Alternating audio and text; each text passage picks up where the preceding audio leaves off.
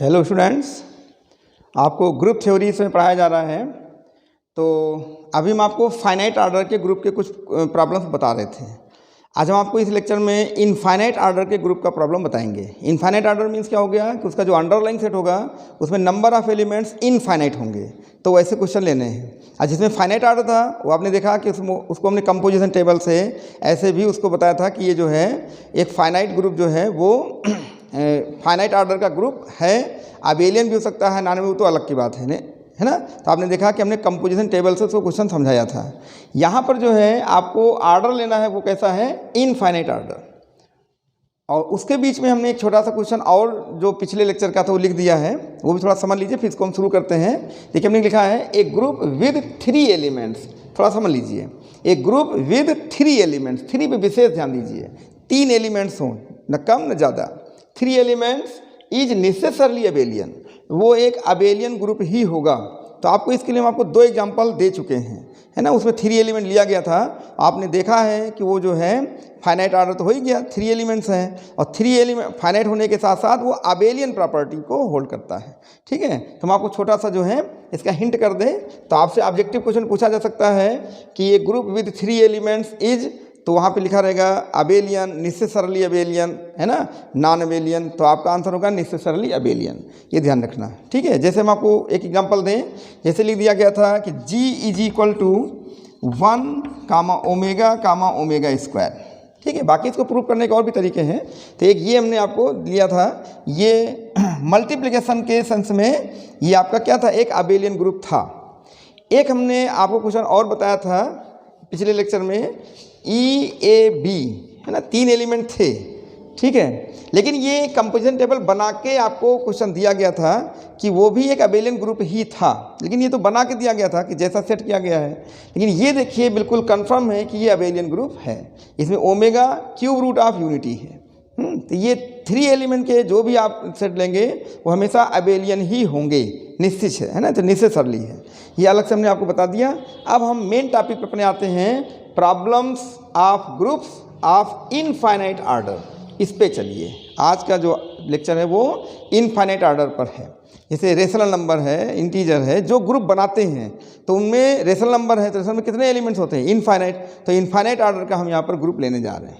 तो उसमें क्या होगा कि कंपोजिशन टेबल नहीं बनेगी, है ना, उसमें आपको क्लोजर एसोसिएटिव सब शो करना पड़ता है। तो ऐसे क्वेश्चन में कभी कोई बाइनरी ऑपरेटर को अलग ढंग से डिफाइन कर देते हैं तो आपको इसमें आइडेंटिटी और इन्वर्स निकालने में दिक्कत आती है। तो हम आपको मेन इसमें आइडेंटिटी और इन्वर्स निकालना सिखा देंगे, फिर आप कोई भी क्वेश्चन इस तरह का होगा तो लगा सकते हैं। तो आपसे ऑब्जेक्टिव क्वेश्चन में वो आइडेंटिटी पूछ लेंगे, है ना, इन्वर्स पूछ लेंगे, तो वो निकालना थोड़ा सा दिक्कत होती है कुछ लोगों को। वो आप क्लियर कर लीजिए, फिर आगे बढ़ा देते हैं। तो चलिए एक क्वेश्चन लेते हैं समझाने के लिए। और ये एक 3 एलिमेंट का आप अलग से ध्यान रखिएगा।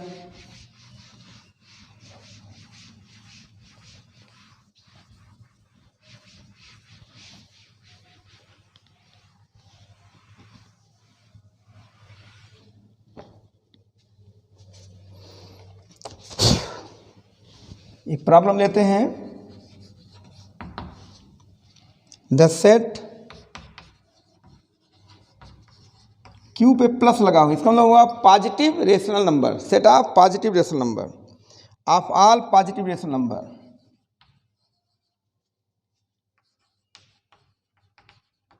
इन्होंने लिख भी दिया है, अगर ना लिखे तब भी आप इसको समझ लीजिए। पॉजिटिव रेशनल नंबर्स के हैं, फॉर्म्स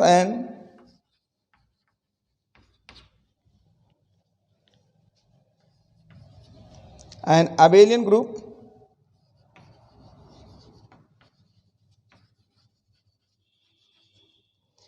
under the composition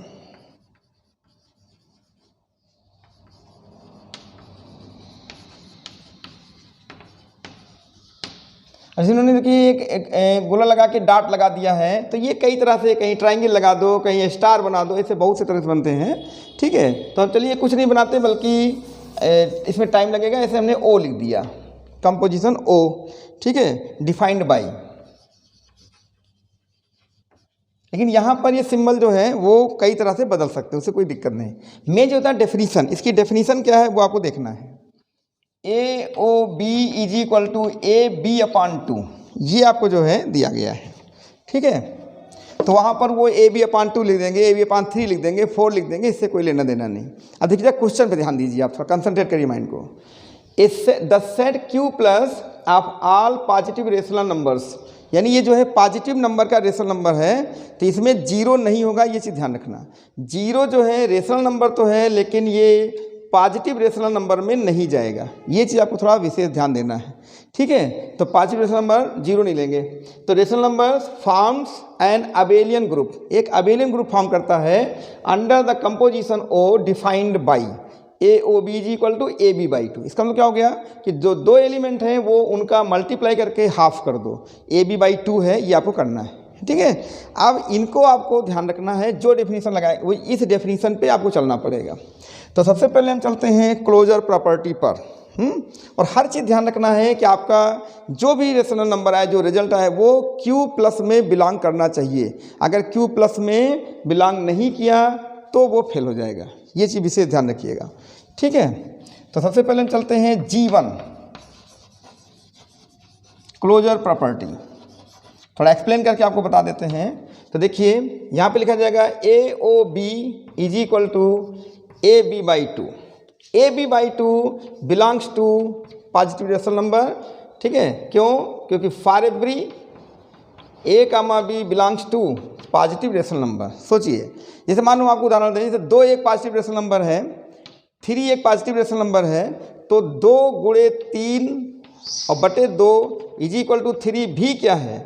एक पॉजिटिव रेशनल नंबर होगा, इसलिए ये Q प्लस में बिलोंग कर जाएगा, अर्थात क्लोजर प्रॉपर्टी सेटिस्फाई हो रही है, यानी कि ये क्लोज्ड है ना। तो इतना आप जो है ज़्यादा लिखा नहीं रहे हैं, हिंट कर दे रहे हैं, है ना, बहुत लिखना नहीं इसमें। तो आपको समझ में आ गया होगा कि ये जो है ये क्लोजर प्रॉपर्टी होल्ड कर रहा है। अब हम चलेंगे एसोसिएटिव पर। तो आपका अगर वो है ऑब्जेक्टिव एग्जाम है तो ये सब लिखने की ज़रूरत ही नहीं है, लेकिन वो आपसे ऐसे क्वेश्चन में पूछेंगे कि बताइए अगर ऐसा क्वेश्चन है, ये इस तरह से डिफाइन किया गया है, तो इसकी आइडेंटिटी क्या होगी, है ना। ए है तो ए का इन्वर्स क्या होगा, ये सब पूछेंगे। एक छोटा सा क्वेश्चन बना के पूछेंगे, पहले इतना लिख देंगे, कहेंगे the inverse is, the identity element is. तो इसका मतलब ये नहीं कि आप यहाँ पे 1 लिख दिए, 0 लिख दिए, ऐसा कुछ नहीं, यहाँ से निकालना पड़ता है, वही हम आपको सिखा रहे हैं। तो सबसे पहले चलिए एसोसिएटिव चेक कर लेते हैं, है ना। तो ऑब्जेक्टिव वाले भी स्टूडेंट थोड़ा सा होशियार रहेंगे, आपको ऑब्जेक्टिव में इतना कोई लिखने की जरूरत नहीं है। एसोसिएटिव प्रॉपर्टी में क्या करोगे, हम ए ओ बी ओ सी ले लेंगे, ध्यान दीजिए और जरा बताएं। ए ओ बी पहले सॉल्व करिए, तो A O B according to definition A B upon 2 हो जाएगा, फिर ओ सी हो जाएगा। ठीक है, देख रहे हैं ये ओ सी।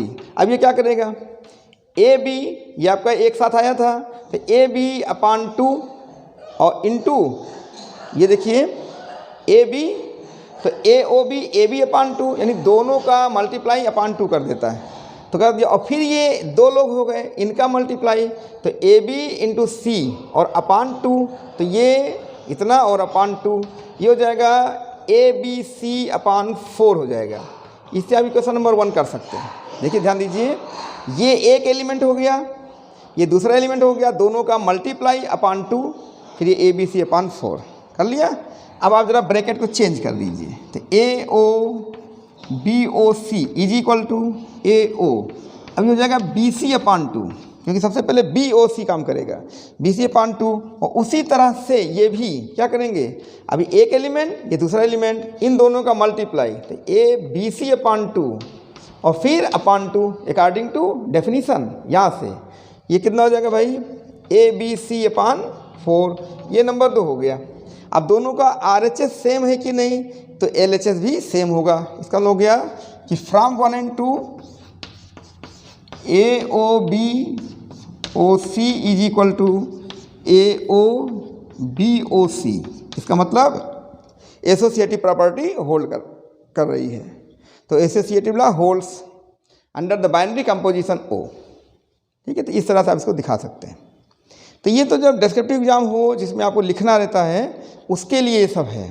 ऑब्जेक्टिव के में आप थोड़ा सा इनके रूल को समझेंगे, अच्छा, कि अबेलियन ग्रुप है कि नहीं है, तो जब ज़्यादा से ज़्यादा क्वेश्चन को आप ध्यान देंगे, लगाएंगे, तो माइंड में वो बनेगा। ऐसे नहीं कि आप बिना पढ़े ऐसे बैठ जाएँ कि हाँ हमको बहुत आता है, हम लगा देंगे, तो आप फंस जाएंगे, क्योंकि एक एक क्वेश्चन में कोई ना कोई लॉजिक छिपी रहती है, तो आपको मेहनत करनी पड़ेगी।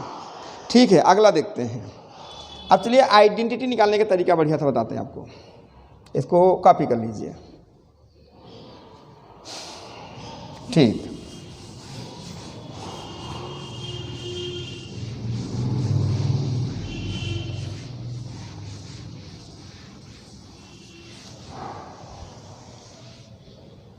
आइडेंटिटी प्रॉपर्टी G3, अच्छे समझिएगा इसको।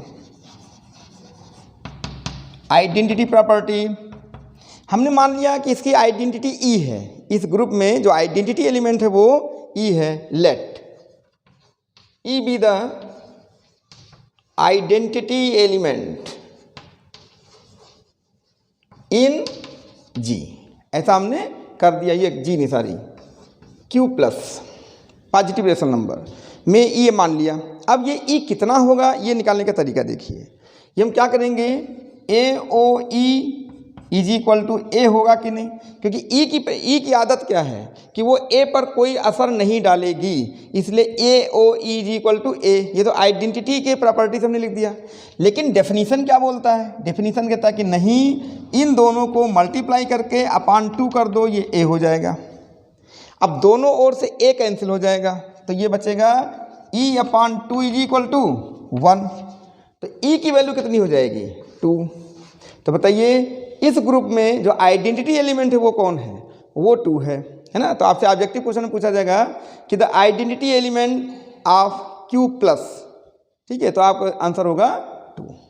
ऐसे बहुत से स्टूडेंट कंफ्यूज रहते हैं, वो कहते हैं कोई 1 पे टिक करके चला आएगा, कोई 0 पे टिक करके चला आएगा, कोई वहाँ पे नन लिखा रहेगा उस पर टिक कर देगा, लेकिन है कौन, 2 है ना। ये ध्यान रखना, क्योंकि 2 का अगर इसमें कहीं मल्टीप्लाई करते हैं, मतलब इस पर ऑपरेट करते हैं, तो देखिए वही का वही आ जाएगा। हम आपको करके दिखा देते हैं। जैसे देखिए 2 आइडेंटिटी है, मान लो दिया AO2, बताइए क्या लिखेंगे, A इंटू 2 अपान 2 बराबर कितना आ गया, A, यानी AO2 is equal to A।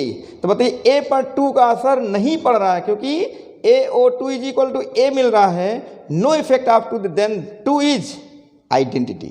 तो निकालना समझ में आया। तो आइडेंटिटी एलिमेंट 2, और 2 जो है वो भी देखना है कि पॉजिटिव रेशनल है कि नहीं। This is well known, this belongs to positive rational number, ठीक है। तो आइडेंटिटी एलिमेंट आपका 2 हो गया। इसको निकालना सीखिए। एक बार रिपीट कर देते हैं कैसे निकालते हैं। जैसे आपको आइडेंटिटी निकालना हुआ तो आप क्या करिए, एक एलिमेंट ले लीजिए Q प्लस का, है ना, और उसके बाद जो है यहाँ पे आप लिख सकते हैं for every A belongs to Q plus, प्रत्येक ए के लिए।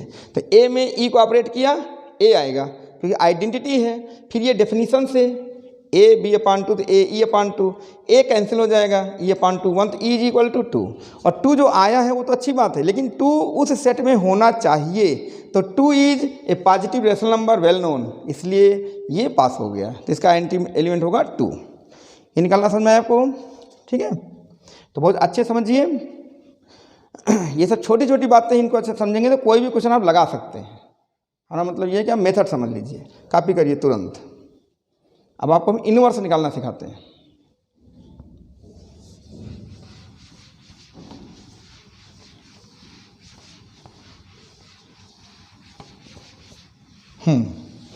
इनवर्स कैसे निकालते हैं, देखिए G4, उनके आप प्रॉपर्टी पे जाइए कि इनवर्स क्या करता है। अगर कोई एक एलिमेंट है उस पर हमने ओ से बाइनरी ऑपरेट किया तो उसको आइडेंटिटी देना चाहिए, तो इनवर्स बन जाएगा। इसका मतलब क्या हुआ कि लेट कुछ मान लेते हैं, जैसे मान लिया P be the inverse of A, ऐसा मान लिया। चलिए P को हमने इनवर्स मान लिया, है ना। निकालने का तरीका आपको समझा रहे हैं। तो जाएगा AOP is equal to identity. अगर भाई सीधी सी बात है, A और गुणे A इनवर्स कर दें तो 1 हो जाता है कि नहीं। इसका मतलब 1 क्या है, आइडेंटिटी। तो वही इनवर्स की डेफिनेशन में हम क्या ले रहे हैं बताइए, A में A का इनवर्स कौन है, P। तो अगर P इस पे ऑपरेट होगा तो आइडेंटिटी दे देगा। लेकिन AOP डेफिनेशन से क्या है, ये देखिए AP अपान 2, और यहाँ आइडेंटिटी क्या है 2, क्योंकि हमने यहाँ पर आइडेंटिटी 2 अभी निकाला है। देख रहे हैं नहीं? तो अब जरा बताइए ये 2 हो जाएगा कि नहीं? तो P इज इक्वल टू क्या, 2 × 2 4 अपान A। तो A का इन्वर्स क्या होगा, 4 अपान A, 4 अपान A। और यहाँ ध्यान दीजिए, क्या ये Q प्लस को बिलोंग करेगा कि नहीं, ये भी हमें देखना पड़ेगा। करेगा, क्यों? क्योंकि A जो है बिलोंग करता है Q प्लस को फॉर एवरी, तो A Q प्लस को बिलोंग करेगा। 4 जो है पॉजिटिव रेशनल है ही, तो positive rational upon positive rational is a positive rational belongs to Q plus. तो हो गया कि inverse of each element exist in Q plus. समझ पाए कि नहीं? तो बताइए, किसी भी एलिमेंट का अगर आपको इनवर्स लेना है तो उसको 4 को उसी से डिवाइड कर दो, बस वो बन जाएगा। वेरिफिकेशन करके दिखा देते हैं। चलिए वेरिफिकेशन कर लीजिए, कैसे ये हमारा जो आया है सही है कि गलत है। चलो करके दिखाते हैं। ए का वो इनवर्स क्या है बताएं, 4 अपान ए। चेक करिए। चलिए इसको हम 4 अपान ए से जो है ऑपरेट कर दिए, तो रिजल्ट क्या आना चाहिए? रिजल्ट आना चाहिए आइडेंटिटी, मतलब 2 आना चाहिए। तो करके देखो, वहाँ पे जाओ, ए बी अपान 2 कर दो, तो हो जाएगा ए इंटू 4 अपान ए, अपान कितना 2, उसकी डेफिनीशन से, है ना? ठीक है, तो बताएं अब ये ए कैंसिल हो जाएगा, तो 4 अपान 2 2 हो गया। 2 क्या है? आइडेंटिटी। इसका मतलब ए ओ 4 अपान ए, तो 4 upon A is the inverse of ए। तो किसी भी चीज़ का आप इन्वर्स निकालना, इसमें इस सेट में अगर आप इस डेफिनेशन से इन्वर्स लेना चाहते हैं, सी का इन्वर्स लेना चाहते हैं, तो क्या हो जाएगा? 4 अपान सी, ऐसे बन जाएगा, यानी 4 अपान कर दो बस हो जाएगा। ठीक है, तो इन्वर्स निकालना आपको समझ में आया। तो अगर वो कह दे ऑब्जेक्टिव क्वेश्चन में कि इन्वर्स ऑफ ए इज, ये क्वेश्चन में, तो आप क्या बोलेंगे? 4 अपान ए इन्वर्स होगा, है ना? ये नहीं कि आपने वहाँ पे जाके टिक कर दिया ए का इन्वर्स होगा, 1 अपान ए होगा, माइनस ए होगा, ऐसा कुछ नहीं है। इसकी डेफिनेशन को देखकर आपको इन्वर्स बोलना है ना? बहुत ही कायदे से आपको समझना होगा, नहीं तो जरा सा चूकेंगे तो यही जो है, जिनको नहीं समझ में आता उनको वो लोग कहते हैं ग्रुप तो बहुत टफ है ऐसा, और जो लोग समझ जाते हैं उनको बहुत सरल लगता है। तो हम चाहते हैं कि आप अच्छे से समझ लें इसको। तभी देखिए हम एक रेसा क्लियर करने की कोशिश कर रहे हैं, है ना? अभी आप बुक में पढ़ेंगे तो इस तरह से नहीं दिखाते, वो डायरेक्ट जो है 4 अपान ए इधर उधर से ला के रख देते हैं, तो आप सोचते आया किधर से। तो हमने आपको बाकायदा थ्योरी ली कि हमने माना कि पी जो है वो ए का इन्वर्स है, तो ए का इन्वर्स है तो देगा क्या? आइडेंटिटी। आइडेंटिटी कितनी निकाली थी आपने? 2। ये हमने देखो ये इससे ऑपरेट किया, ये ए बी अपान 2। ठीक है, यहाँ पे लिख दो ए ओ बी, ये दिया गया है ना, ए बी अपान 2 ये लिख दिया। फिर ए ये 2 × 2 4 अपान ए, यही इन्वर्स हो गया। हमने वेरीफाई भी करके दिखा दिया कि अगर ए का इन्वर्स 4 अपान ए है तो आइडेंटिटी आना चाहिए, तो A O 4 upon A is equal to A B upon 2 जो डेफिनीशन है। तो ए कैंसिल, 4 अपान 2 2 आइडेंटिटी आ गई। इसका मतलब 4 अपान ए का क्या है? इन्वर्स है। ठीक है, और वो भी पॉजिटिव रेशनल नंबर को बिलोंग भी करेगा। तो ये बात आ जाती है आपकी इन्वर्स की। तो इसको अच्छे से आप कॉपी कर लीजिए और समझिए। एक प्रॉपर्टी और, अबेलियन।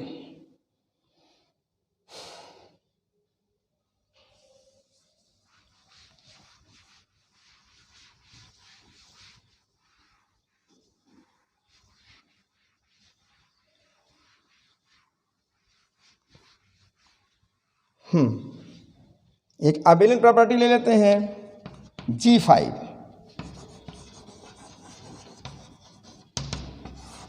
अबेलियन, यहाँ क्या होगा? A O B is equal to A B upon 2।